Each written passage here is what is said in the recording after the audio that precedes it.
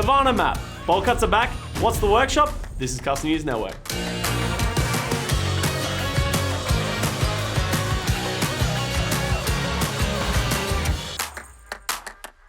Okay, and in the top story of the week, we have Atlanta taking down NYXL, breaking their unbeaten record.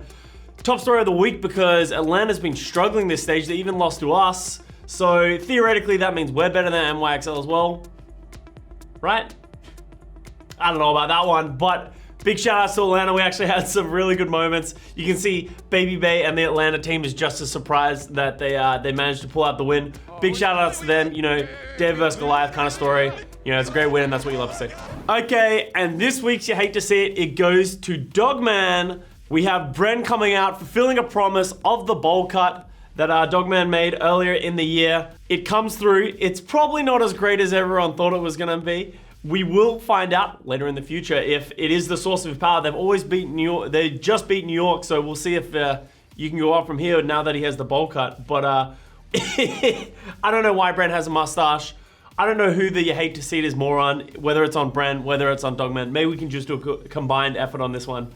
But Bren does go through, gets the bowl out, gives it some cuts, and then unfortunately Dogman comes out looking a little worse for wear. I hope he gets it touched up. I hope he actually gets a real bowl cut because I think that would actually be sick. But big shout outs to them for actually pulling this off, but you do hate to see it. All right, and moving on to the Play of the Week segment, we have Toby, your boy, the original Lucio GOAT, coming in and saving the map for Seoul Dynasty. They come up against, they're just holding the bridge and gets a double boop onto AKM and onto Unko.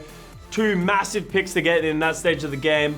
I actually do remember seeing from Captain Planet on Twitter as well that Toby recorded the most number of environmental kills on that map ever in an Overwatch League game, and the most in an entire match as well. So big shout outs to Toby. Great to see him back on stage.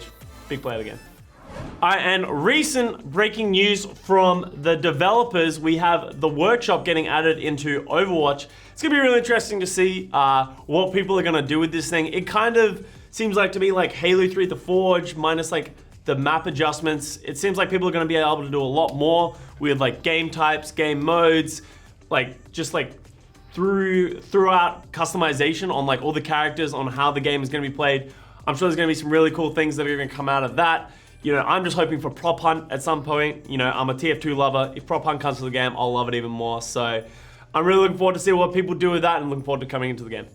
We are now going to have a look at Havana, the new map that got introduced after we had our Storm Rising event. So it is essentially in the map that we did the Storm Rising event. We're going to be pushing this red pickup truck essentially through the map. It's actually really interesting. It's a pure escort map.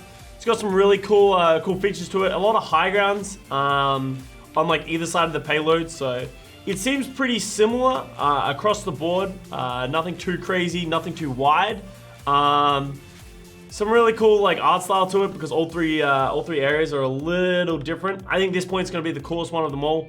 We got a lot of cool little high grounds. It'll be interesting to see what comes out of this point. I get a little bit of like Quake vibes from this one. I don't know if that's just me.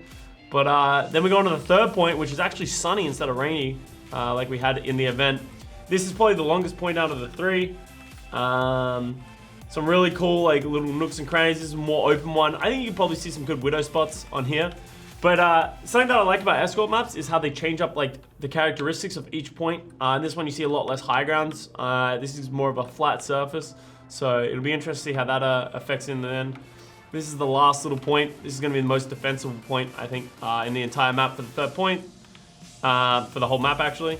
So this is going to be really cool. I actually really like the art styles of it. It's going to be interesting to see a new escort map. It's been a while since we saw one come through, so I'm really looking forward to it.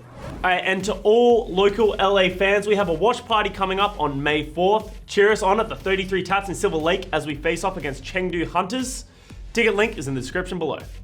Alright, and moving on to the fan art section of the show, we actually have Sabrina, who used to work at LA Valiant. She's drawn me in way cooler clothes than I would ever wear, so it actually looked really good in this one. I'm a big fan. Blizzard, when are we getting merch like this? That's all I'm saying. Or Valiant. I'm calling out both of you, so much love. Thank you very much for the fan art. The other one we have is from Captura, who is loving the Game of Snacks things. We got Brady and Agilities looking at each other just ever so romantically. This is amazing fan art. It looks amazing. I think they're making some brownies in this one, so friendship makes my day, 100%.